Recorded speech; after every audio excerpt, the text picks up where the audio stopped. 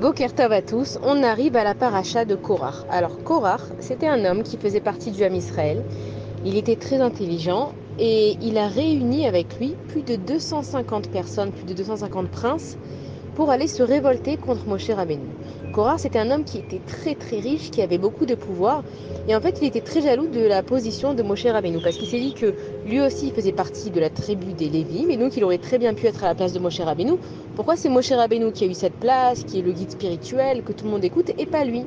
Et donc il a commencé à chercher des problèmes et à chercher la petite bête comme on dit.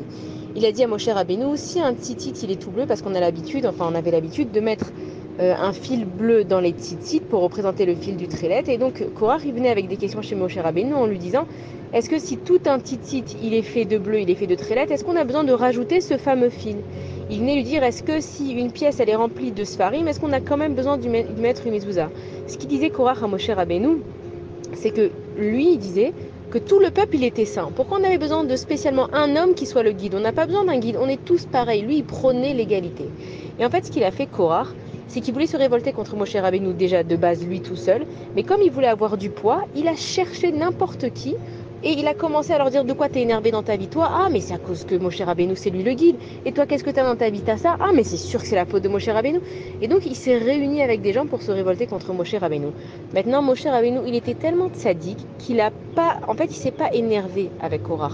Moshe, tout ce qu'il faisait, c'était pour Akadosh Baruch Hu. On a vu que combien de fois les Béné Israël, ils se sont plaints dans le désert et de l'eau et de la viande et du chemin qu'ils prenaient. Ils se sont plaints toujours de tout et que Moshe Rabbeinu, son seul but, c'était de prier pour les Béné Israël et que Dieu et les Béné Israël, ils seraient en paix. Et donc là, en fait, quand il y a eu cette fameuse marloquette de Korach, cette histoire, cette dispute avec Korach, qu'est-ce qu'il a fait Moshe Rabbeinu? Il a dit, écoute, moi je suis personne, exactement comme tu dis. Ce qu'on va faire, c'est que Akadosh Baruch Hu, il va juger entre toi et moi. Si c'est moi qui est un charlatan ou qu'on n'a pas besoin de moi, alors que je disparaisse. Et si c'est toi qui dis des choses qui ne sont pas vraies, alors que tu disparaisses de la terre. Et donc on dit que dès que Moshe Rabbeinu il a fini de parler, la terre elle s'est ouverte et elle a avalé Korach ve'adato. Korach et tous ceux qui étaient avec lui, ça veut dire sa femme, ses enfants, toutes les personnes, leurs biens, tout a été avalé par la terre. Il faut comprendre que non seulement que cette paracha, toutes les parachutes, elles sont toujours d'actualité. Mais ce qui se passe aujourd'hui dans le monde, c'est qu'il y a un combat entre le bien et le mal, mais surtout entre le mensonge et la vérité. Et même le mot émettre, le mot vérité en hébreu, comment il est écrit, il y a le Aleph, il tient comme une croix, donc il est stable sur ses deux pieds. Ensuite, il y a le Mem, il a une base solide, il tient. Et le Taf, pareil, il a un pied et une base. Le Emet, il tient, il est solide. On voit que le mot Sheker, donc c'est le Shin qui a une base, donc il y a quelque chose au niveau du Shin. Ensuite, le Kouf, ça tient sur un pied, il est bancal. Et pareil, le Resh, ça tient sur un pied, il est bancal parce que le Sheker, il va toujours se baser sur quelque chose, mais ça vaut pas grand-chose et donc ça va pas tenir. Et donc en fait, ce qu'il est en train de dire Moshe Rabbeinu à Korach, c'est que si tu dis du Sheker, de toute façon, tu vas tomber. Et dans le monde d'aujourd'hui, on voit qu'il y a une guerre de mensonges pas possible. Aujourd'hui, on est là avec les médias, l'actualité, les infos, la radio, les journaux. Il n'y a pas un truc qui est vrai. On voit que par exemple aujourd'hui, le peuple d'Israël, on a été attaqué, nous, le 7 octobre. On n'a rien demandé, on a été attaqué. Aujourd'hui, on se défend. Et ils ont mis, c'est pas qu'on est des pro-Bibi Netanyahou, mais ils mettent Netanyahou en tant que terroriste au même stade que les terroristes chez les Palestiniens. C'est un tel mensonge que le monde, en fait, il est tellement obsédé par le mensonge qu'il cherche là où il peut pour dire qu'Israël a tort. Aujourd'hui, en fait, dans le monde où on est, c'est que dès qu'il y a possibilité de faire un problème, il y a un problème. Comme on voit par exemple entre deux personnes qui vont se disputer, c'est que ça part de rien, ça part d'un tout petit truc et des fois ça fait des histoires tellement grandes que en fait la personne elle cherchait vraiment déjà à s'énerver et elle a pris le premier prétexte, la première chose qui allait pas pour en faire une explosion. Ça veut dire que Korach, ça faisait longtemps qu'il en voulait à Moshe Rabbeinu et qu'il était jaloux et qu'il voulait prendre sa place.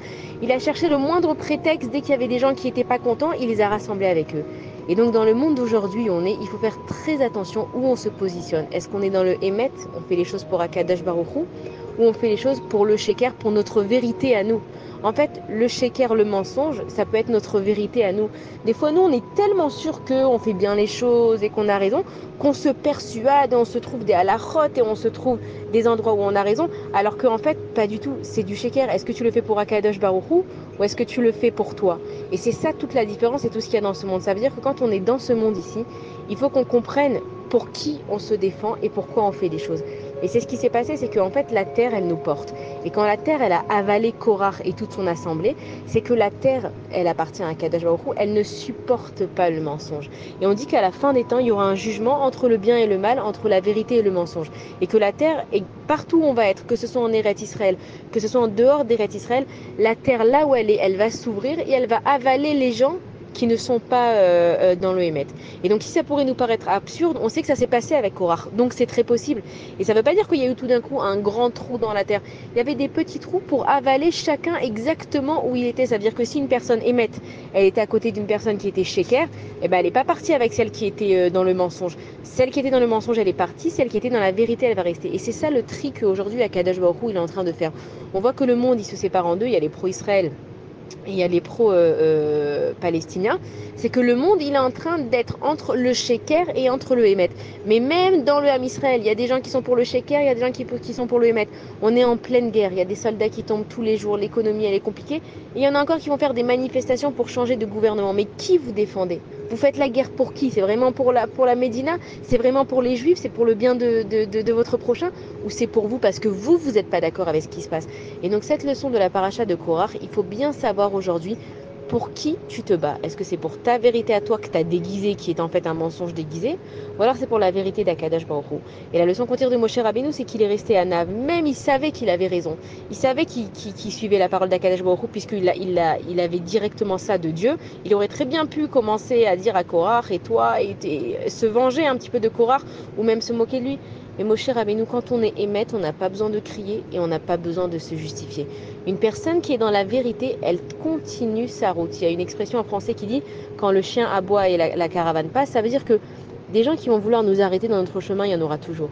Des gens qui vont vouloir mettre des rumeurs sur notre dos. Des gens qui vont vouloir dire qu'on n'a pas fait les choses pour eux et qu'on n'a pas fait bien. Il y aura toujours des personnes qui nous mettront des bâtons dans les roues.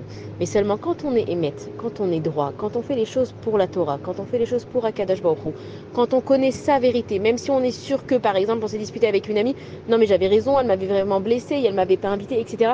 On réfléchit. Est-ce que c'est le émette de me fâcher avec elle? C'est juste en fait mon ego qui a été touché. Mais est-ce qu'elle mérite que je me dispute au point de plus lui parler? Et c'est ça que Akadosh Baruch Hu, il veut qu'on voit, c'est notre émet qui est à l'intérieur de nous. Et pourquoi est-ce que c'est chacun personnellement qui doit se poser la question?